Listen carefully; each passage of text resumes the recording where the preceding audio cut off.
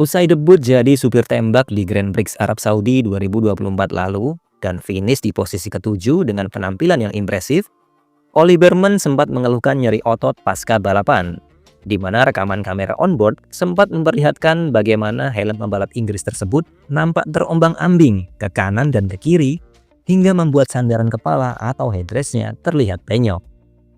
Wajar saja jika si bocah beruang mengalami pegal-pegal di leher, sebab dia sebelumnya belum pernah mengalami G-force sebesar itu dalam durasi balapan F1 yang cukup panjang. Dan kami perhatikan juga bahwa lehernya juga tidak sekekar pembalap lain. Tetapi untungnya mobil F1 sudah dipasangi fitur headrest yang akan melindungi dan mencegah leher pembalap dari cedera apapun selama balapan. Jadi selain satu pengaman dan perangkat Hans yang melindungi leher dari gerakan ke depan dan ke belakang yang berlebihan, fitur headrest berbentuk huruf U di mobil F1 berfungsi untuk menjaga kepala dan leher pembalap dari G-force ekstrim dan benturan samping, baik saat mobil melaju kencang di tikungan atau ketika pembalap mengalami insiden dengan impact yang besar. Meski begitu, sandaran kepala adalah bagian terpisah dari mobil F1 yang hanya akan dipasang ke mobil setelah pembalap duduk di dalam kokpit.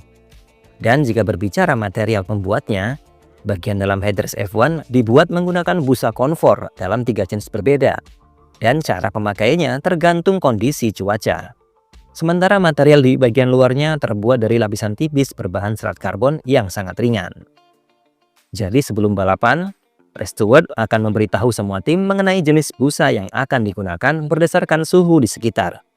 Misalnya jika suhu di sekeliling trek lebih dari 30 derajat Celcius, maka pembalap F1 akan memakai busa berwarna biru. Sedangkan jika suhunya di bawah 30 sampai 15 derajat Celcius, maka busa berwarna pink akan dipakai. Dan jika suhunya kurang dari 15 derajat, maka tim akan menggunakan busa berwarna putih atau disebut sun-made. Semua jenis busa ini akan memenuhi karakteristik dinamis untuk performa optimal dalam berbagai kondisi balap. Jadi selain harus tahan terhadap benturan tinggi, bahan yang digunakan juga harus mampu meredam getaran selama 2 jam balapan, seperti yang dialami Bearman di sirkuit Jalan Raya Jeddah. Dan desainnya juga harus dibuat menyatu dengan bodywork agar tidak merusak performa aerodinamis mobil.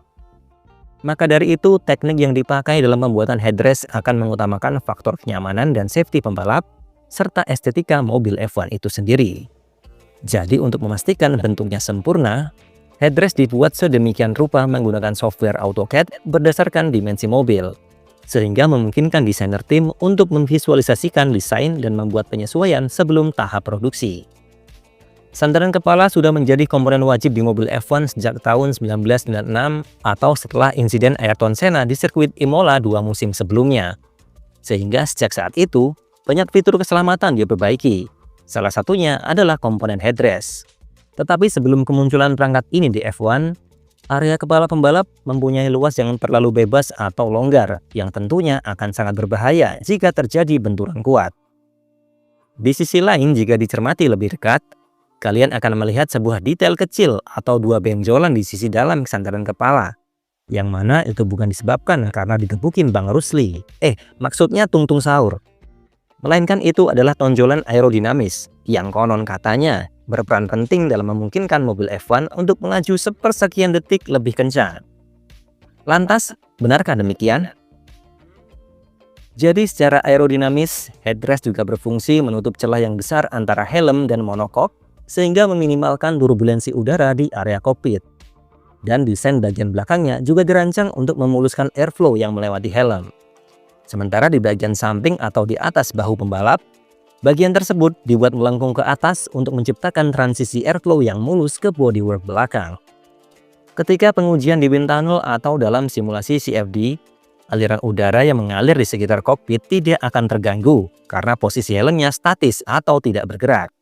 Sementara dalam kondisi real, terutama saat pembalap menikung, posisi helm akan bergerak ke kanan atau ke kiri di sisi headrest, yang mana itu dapat menghambat aliran udara dan menciptakan vortex atau pusaran angin yang merusak downforce.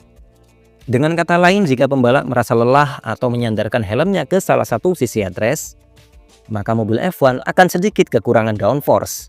Sehingga untuk mengatasi hal tersebut, tim merancang sebuah benjolan aerodinamis atau bisa juga disebut spacer yang bertujuan untuk membuat gap yang cukup lebar antara helm dan headrest, agar aliran udara tetap mengalir mulus ke belakang dan menghindari terbentuknya vortex.